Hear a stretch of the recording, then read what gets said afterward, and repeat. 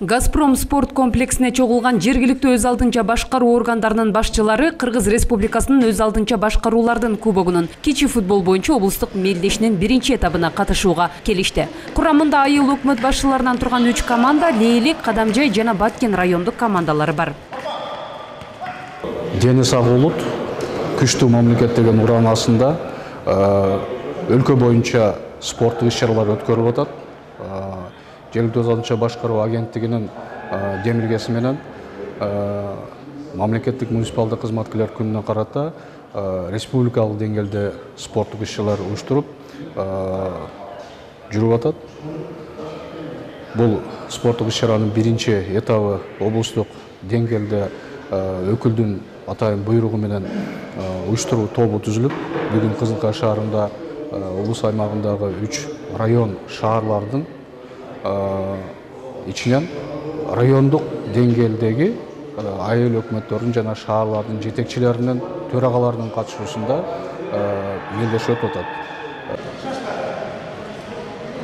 Аянтчада алгач айыл өкмөт башчыларынан түзүлгөн Кадамжай командасына каршы Баткен районунан келген команда беттешке түштү. Эки команда тең бүйүр кызыткан оюн тартуулады. Таймаш 5-5 эсебинде жыйынтыкталып достук жеңип чыкты.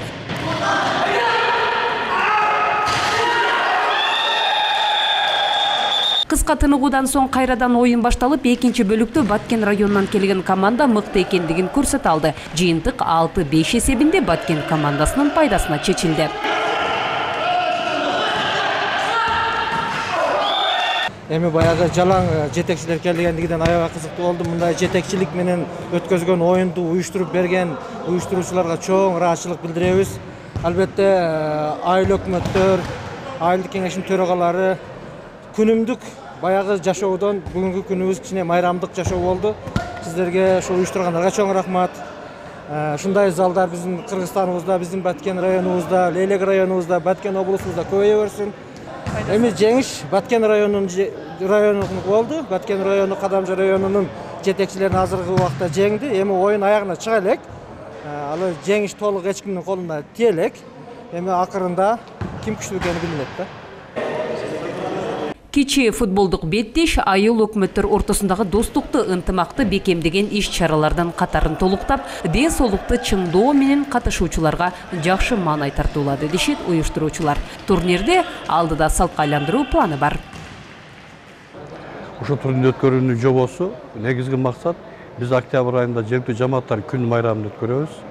Ушул июнь айынын 24-күндө мамлекеттик кызмат жана муниципалдык кызмат сылардын күнүн өткөрөбүз майрамды. Ушул эки майрамга карата ошо турнир уюштурулуп атат. Бул боюнча министрлик биздин агенттиктин катыга ылайык областын өкүлчүлүктөрү, биздин Баткен областынын өкүлүнүн буйругу менен ар бир райондон айыл өкмөт башчылары, өз алдынча башкаруу органдарынын жетекчилеринен куралган 3 команда бүгүн келди. Бүгүн ушул 3 команда, 3 райондон келген 3 команда ойнойт. Мындан уткан команда сентябрь-октябрь айларында Бишкекте экинчи этапка барып ойношот. Оюндун кийинки бөлүгүндө Кадамжай жана Лейлек командалары күч сынашып, байгелүү орундар үчүн ар бир команда болгон күч аракетин жумшашты.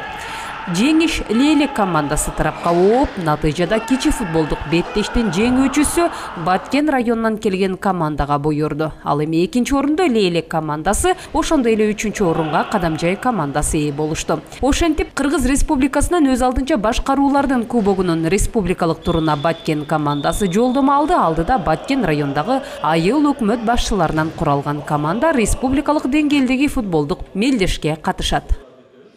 Алтынай Шабидинова, Мирбек Кайымов, Алтын бешик жаңылыктары.